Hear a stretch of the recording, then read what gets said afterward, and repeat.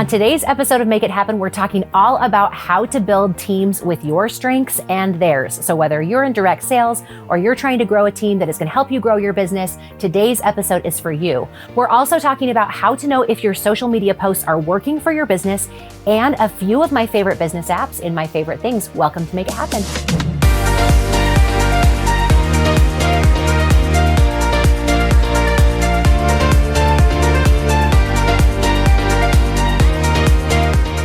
Today's Pick My Brain comes from Nancy Lewis, and she asks a great question. Now, if you have a question, you can send it in to me at michelle@speakmichelle.com. Put Pick My Brain in the subject line, or you can find me on your favorite social media channel and send me a direct message that way, and I'd love to answer it on a future episode of the show. But Nancy Lewis asked the question, how do I know if my social media posts are working or if I should keep them? This is a great question because one of my favorite things to do each week is to look at what social media posts are working or not working in my business. And we do a social media evaluation every single week. I also look at them for my clients. I'm going into their insights. I'm seeing what posts got the most engagement. I'm looking at the ones that got the most comments. I'm looking at the ones that got the most likes or shares. And so those are pretty typical, the ways that you can tell if your content is resonating. So if you're getting engagement like likes, comments, or shares, that is a great sign. And you want to look at it in proportion to your followers. So it doesn't mean that you have to have lots of followers. In fact, in this day and age, follower count does not matter as much as engagement percentage. So even if you only have 200 followers and you're getting a pretty decent engagement, that can still be a really strategic social media plan, but you'll want to make sure that you're encouraging liking, commenting, and sharing. And that doesn't have to be like this post to share with others. Sometimes that works, sometimes it doesn't. But I tend to ask lots of questions in my captions or in my content so that people are engaging with comments. And then I go back and have other conversations as well. So for right now, I would love for you to go and look at your insights. Look at the last 10 posts that you did and see which ones did the best and see if you can figure out some pieces, the reasons why that those posts did the best, and then make content that matches that moving forward. Now, one thing and bit of advice I'm going to share with you about social media, especially in this current digital age, is that each of the platforms are currently focusing on something different. So for example, Instagram Reels is really heavy and important.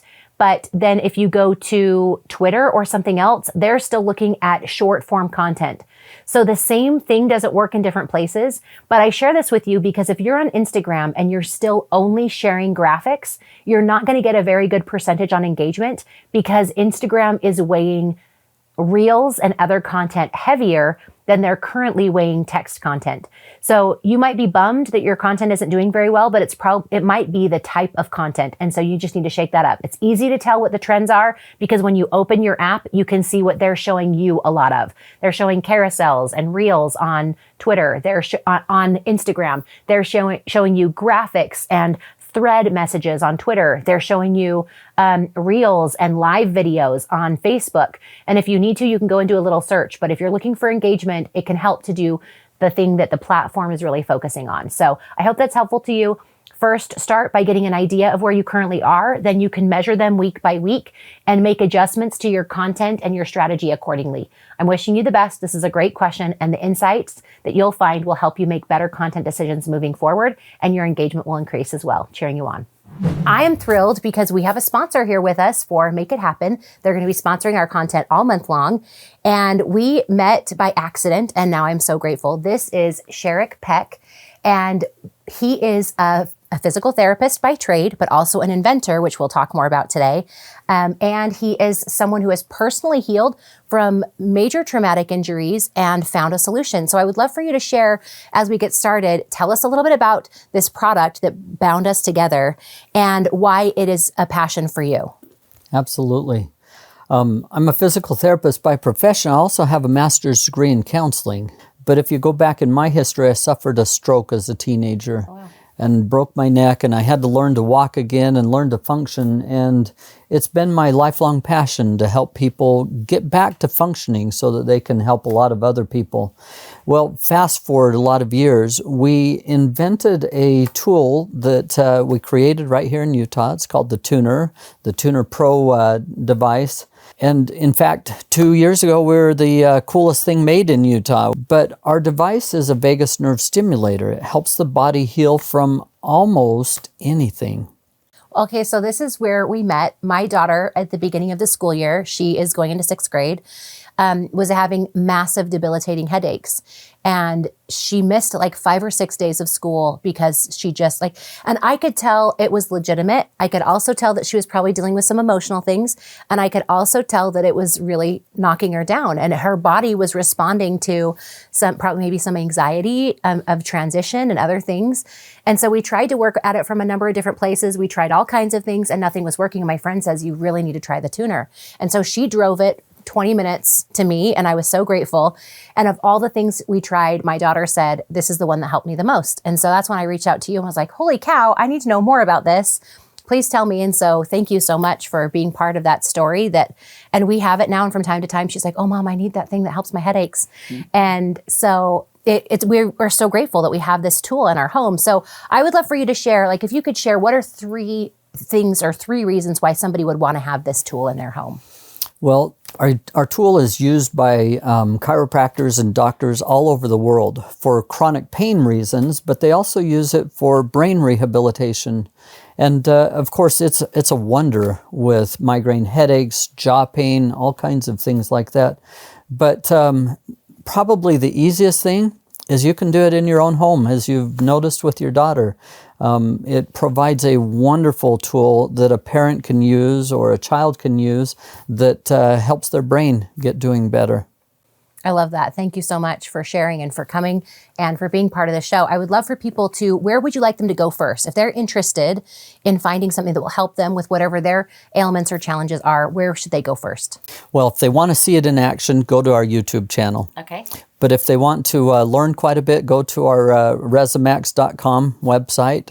And we've got a lot of information there. We've got over 120 videos to help them see how they might use it for just about any condition. I love that. And we should have started with this, but we're actually going to give one away. So if you would like to get one, we are going to put in the show notes the link for the YouTube channel so you can go look at those videos. They were very helpful for me as well. We'll also put the link to Resimax so that you can go and check them out for yourself. But if you'd like an opportunity to win one, we are giving it away through Instagram. So if you go to Instagram at Speak Michelle, there is a post that says Resimax giveaway. If you go find it, there are 3 things that you can do to enter to win. And at the end of the month, we will draw a winner and we'll ship it straight to your home so that you can enjoy the benefits of this awesome tool. Thank you for being part of Make It Happen. Hello and welcome. Today's interview is with Amber Sanders, and we are having a good conversation. Amber is somebody that I have just met in the last 6 months, and we're doing some work together, which I love. But we were talking about different aspects of business. And so I'm excited for today's conversation. But before we dive into the conversation, you need to know a little bit about her. She would call herself a stay-at-home mom, even though she has built a multiple 6-figure business in the direct sales industry, which we can talk a little bit more about. And she also is just an incredible human who is building a giant team. And so I wanted to talk about some of the nuances of that and talk about building teams from your strengths. And so to dive into the conversation, thank you for being here, by the way. Thanks for having me. Yeah, I'm so glad that you're here. I know that when you are a common complaint of people who work in direct sales is, oh, if my team would just, right? And fill in the blank. It could be anything, any of those things. But I also feel like you've done a good job of building a successful team, and they cheer for each other and help each other. And but before we start talking about helping them with their strengths, I want to talk a little bit about yours. Like, how did you identify your strengths in your business?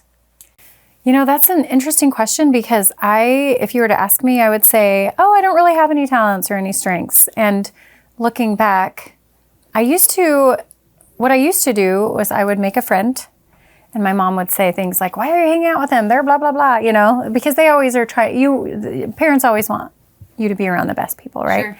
So if they noticed things or they didn't like things, they would kind of let me know, but I would always notice the things that were really good in them. But when I was younger, I would also compare myself too. So I'd say, oh, I love her because of this, and oh, I wish I were more like that. I think we all do that a little bit or a lot here and there, right? We compare ourselves. For sure. So I always thought that, I didn't have any talents. I didn't really have anything amazing to offer the world. But I did have a drive and I'm determined. So I will say that's something I do have. But as time went on, I noticed that it's a talent to recognize the good things in other people and love them for that. So I would say did that answer your question? Okay, that's where it started, was me just, admiring other people, wishing I were different. I think we all can relate to that a little bit. For sure. And I think it's easier to see the good in someone else instead of seeing the good in yourself. And so sometimes you can identify something that you see that's good in someone else and go, oh, I want to be more like that. And I want to develop that a little bit. I will say that in the time that we've worked together, a couple of things have stood out to me that I see as business strengths. And I know this is going to be uncomfortable, but I'm going to tell you right now, as we are recording.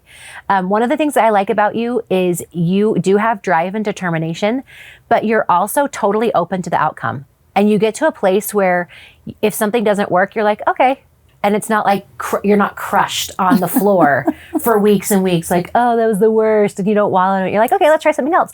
And so you also tend to be, in addition to being driven and determined, you tend to be very open-minded to trying new things and seeing what else has worked. And you're very open to the education of that too. Like, I want to learn how to do the things, which I think is also a really great trait, because there are a lot of people who can approach business and be like, oh, I got this, right? I don't need that.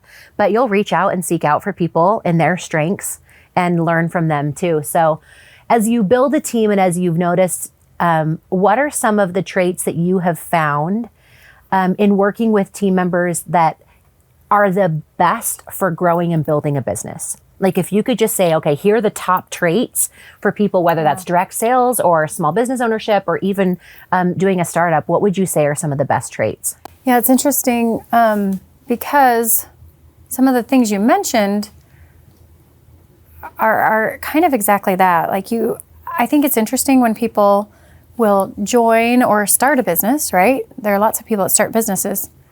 But if things don't go as quickly as they thought, they think it's not going to happen at all, or, this didn't work for me, or whatever. And to me, I feel like that's going to be, you have to be determined that you're just going to make it work. You can't just say, oh, it didn't work. Mm-hmm. And I tried 2 things, 3 things. And especially when I talk to somebody or work with somebody who's really talented and they're like, oh, I can do this, I can do that, I can, oh my gosh, I have so much experience, I'm going to be amazing. And, everyone's excited. And there's a saying that's something like, it goes something like, I'm surprised when people do great, and I'm surprised when they fail, or something like that. It's like you're surprised either way, I mean, no matter what happens, it's the same, right? You can't expect too much. But yeah, it's definitely determination and being willing to learn. Like, they have to be coachable. You have to be willing to say, okay, I might not know all the answers, and even if I think this is the right direction today, it might not be the right direction tomorrow. It's being coachable, probably. Coachable and yeah. Are you willing to keep going no matter what? Yeah. I want you to tell everyone a little bit about how you got into pottery in the first place, because I think that I don't want to steal this story or anything. So I'll have you start with that, and then I'll share a commentary. Okay. So, gosh, there are lots of different aspects to it. So I'll kind of start with the fact that I didn't believe in the direct sales industry at all. Is that what you're talking about? So I had zero belief in the industry. And as a matter of fact, during my earlier married years, if I were invited to a party or something, as I was leaving, I would yell out the door, hey, honey, I'm going to go make a charity purchase, because I did not believe that anybody could make money. I thought, oh, they're a sucker. They did it. They joined, that kind of stuff. So I would go and I would feel bad for them, because clearly they needed money and things weren't working out. And so they're desperate and they're joining this company. And so that was how I felt. And when I was introduced to the company, I had moved to Utah, where we are now, and I actually met people that made a lot of money in the industry, a lot. And so I thought, gosh, this is a first. I had never met anybody like that before, and it was kind of intriguing to me, because I am a stay-at-home mom. So, and I never finished college. I don't know if you knew that about me, but I supported my husband through all of his training and advanced training for his career, and I never finished. So that was always ate away at me, like, oh gosh, I should go back, or I want something. So anyway, these were all thoughts, right? Mulling around in my mind.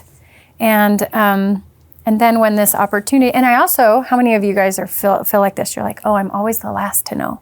Oh, I always find out about it when it's huge. And then I feel like there's nobody in the world to talk to. Everyone knows about it. Well, we've learned a lot over the years, and that's actually a good thing, just so you know. You do want people to know about what's going on, because that means they'll probably be more open to it if they've heard of it before, just so you know. But anyway, I did have the thought, if I ever found out about a company earlier on in its stages, I would just go for it, you know. So that's where it started, you know. I wanted something for myself, and I was introduced to it when it was brand new. I thought, okay, maybe this is my chance. Maybe this is my shot. So I'm going to try it. And yeah, so now here I am 8 years later, which is cool. Yeah, that's great. Is that the story? Yeah, for sure. Okay. I think it's interesting for a couple of reasons. One, because I think that a lot of people can relate to, oh, direct sales isn't real, or that's not legitimate. Or Totally. I used to yell to my husband, I'm going to a come buy things from me party. And he'd be like, you can only spend X, Y, Z. And we were just kind of joking back and forth, but with a similar thought that I'll go buy, I'll be supportive, and I will buy something because they clearly need the money or whatever. And over the years, like, some of my biggest and best clients have come from direct sales, and it's been really fun to watch.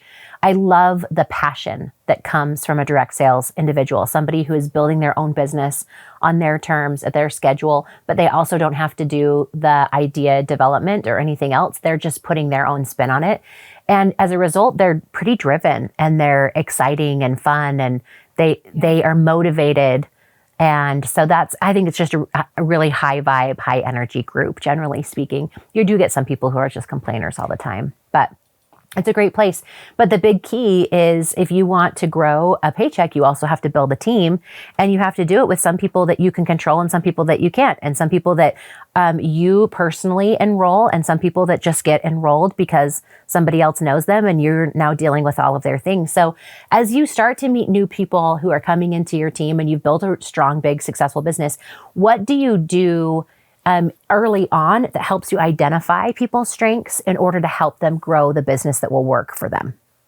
So it's actually interesting, because the key is actually to just grow a relationship as quickly as possible, because you're not going to find those things just through a single phone call or a few text messages, right? So my goal is to get to know them as quickly as possible and see what kind of chemistry develops there too, because I've realized that relationships are a huge part of the business. You talked about passion just a minute ago, that we're passionate.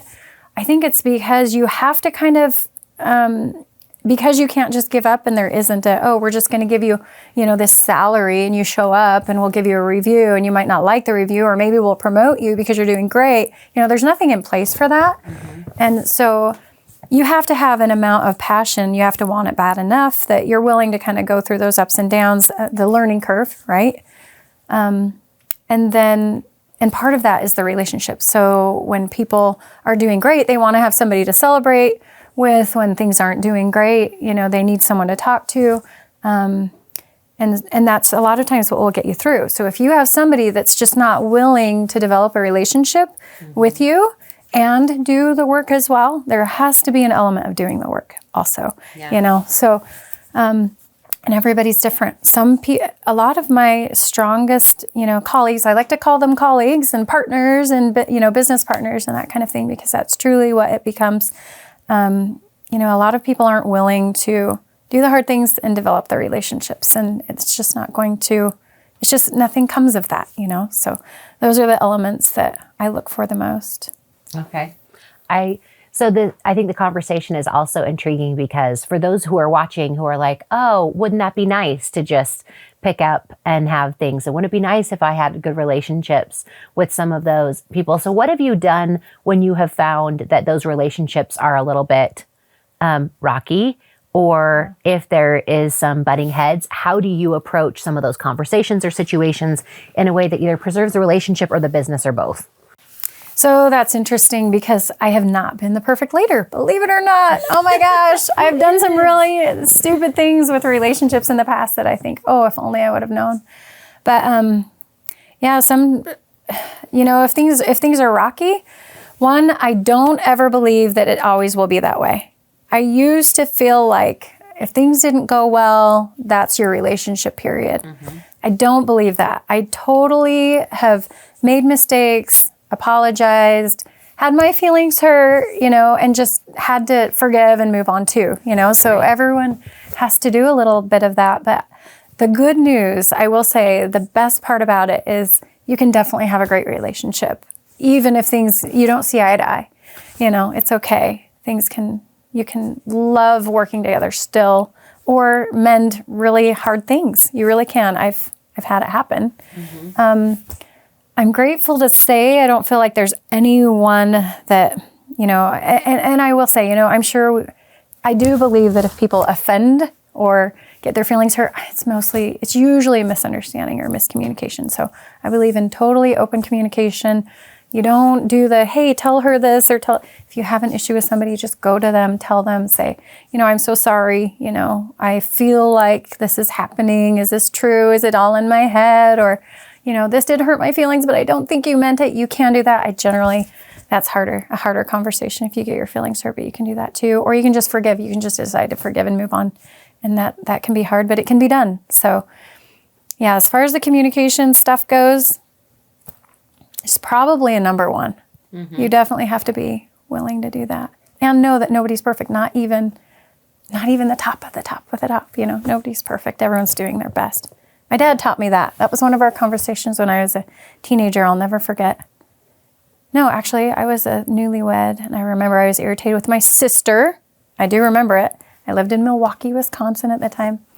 And I called him, and I was complaining. And he said, "You know what, Amber? Everyone's doing their best," and I'll never forget that. So, yeah, I wasn't a teenager. I was married, and I thought I knew everything. Of course.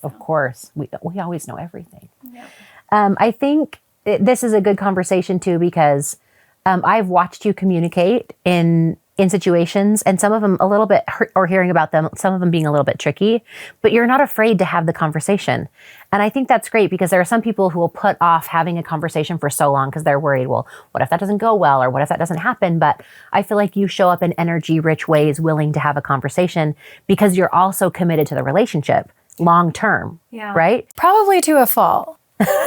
Honestly, like when I have a friend, I'm like, we are friends forever, right? I really do. I really enjoy my relationships, and I think they're really important. They're huge. They're definitely important to me. So yeah, I would say it's a loyalty thing for sure. What was your question? Well, just how to have the tough conversations in a way that is energy rich.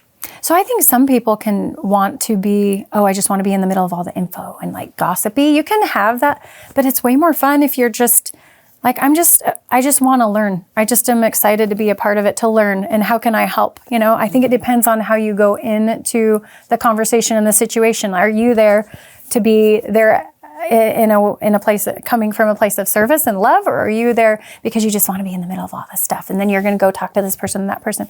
I definitely like to learn. I definitely like to help. I just want to know. Yeah, I guess I'm just not afraid of it, because I'm not afraid to say sorry too. And I have had to do it a lot in my life. So, and you think it's harder than it is too, don't you think? For sure. I mean, I'm assuming I'm not the only person that's had to say sorry in their lifetime, but you always think it's going to be so hard, and then you do it, and then things are better. Well, I think generally speaking, we have to be more willing. I've interacted with so many where something happens and they'll figure out how to get anywhere else in the conversation except "I'm sorry." That could have gone a different way, or that shouldn't have happened like that. But then they don't take any personal responsibility. And I feel like that is a detriment to the relationship, where they're not willing to own their part. And it's not like I sit around going, "Oh, well, they didn't own their part, so I'm going to hold a grudge," or whatever.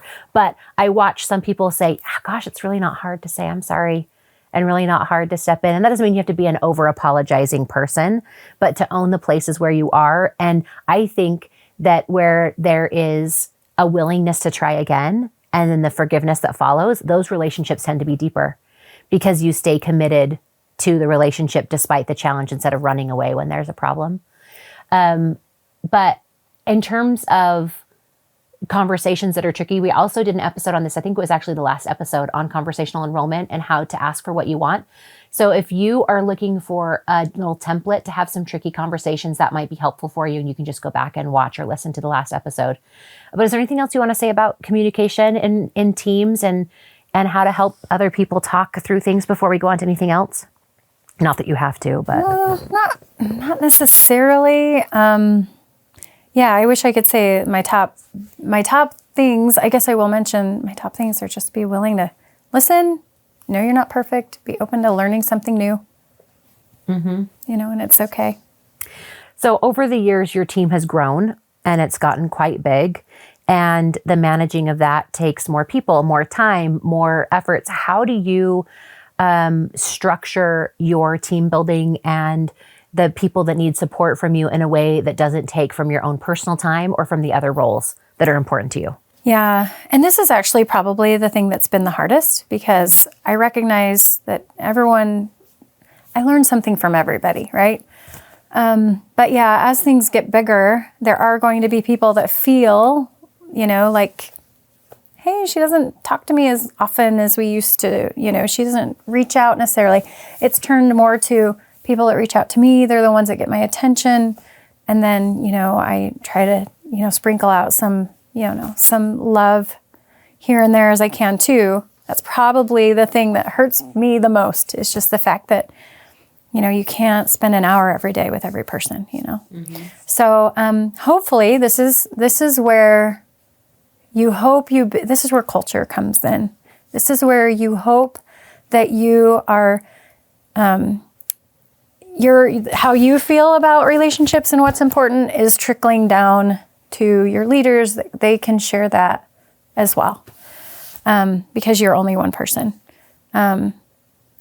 That's that. And I would say there are definitely boundaries. There are some people, that I'm like, oh gosh, do I need to answer the phone? This is probably going to be a complain fest. You know what I mean? Like, do I have the energy for this right now? I'm in the middle of, am I in the middle of dinner? I'm probably not going to answer, do I have 15 minutes? Should I, you just have to make some judgment calls there too, depending on what's going on.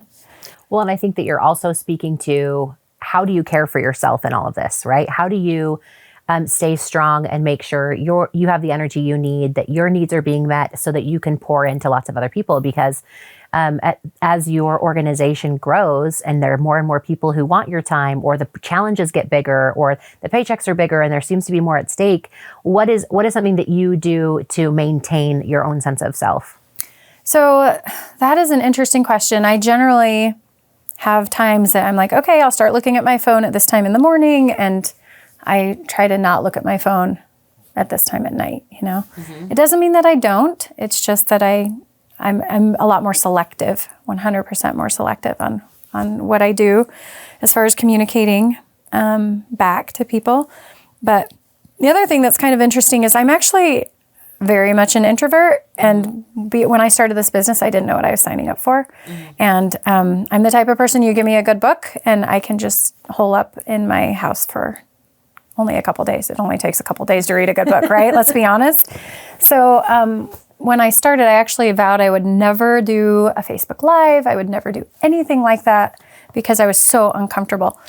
So where I'm going with that is how I take care of myself. It really drains a lot of my energy whenever I do anything.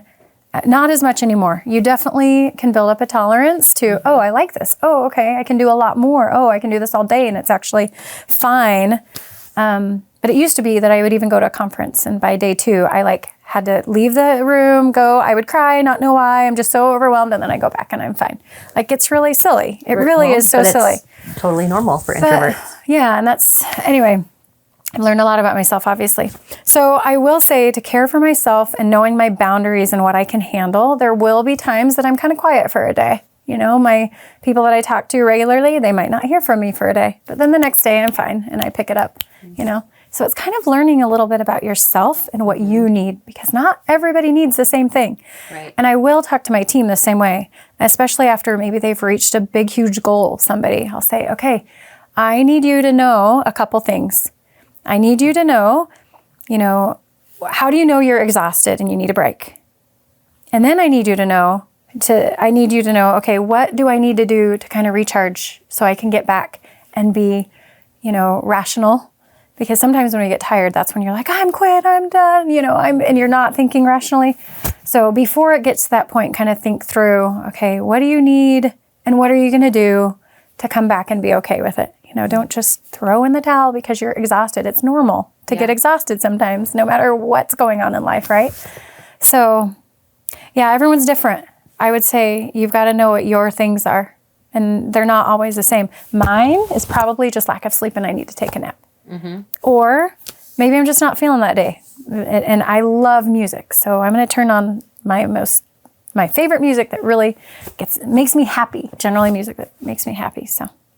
I think that's great. I think just being in tune with a few things that you can do that move you back to feeling more like yourself, and then having the courage to say, I need to do that.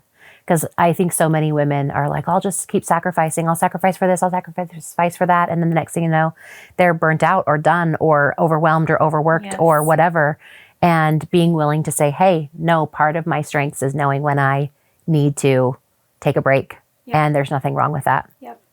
And it's interesting, if people can know in their mind, okay, I'm probably going to get tired, and then I'm going to allow myself to kind of get back to normal again, then they can rationally, it's a self-coaching strategy, right?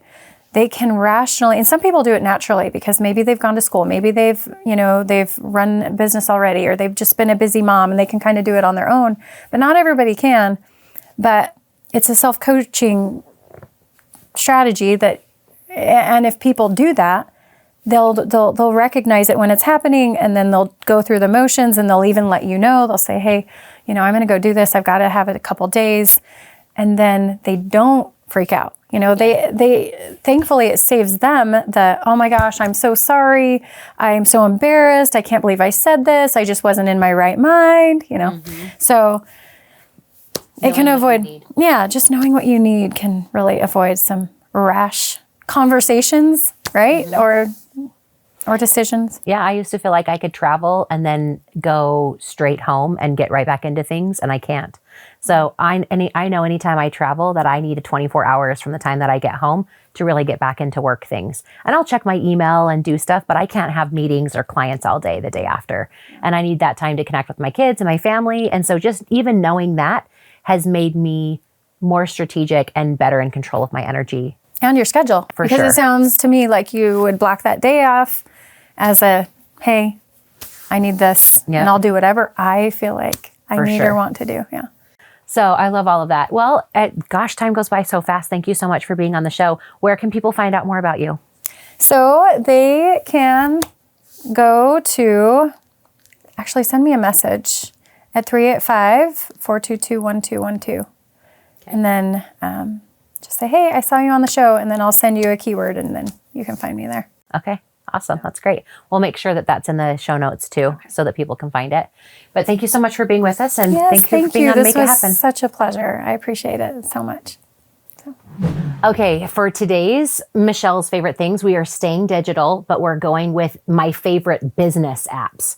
And we're going to see how long I talk, because it might be 3, it might be 4. It depends on how fast I go. But number 1 is Canva.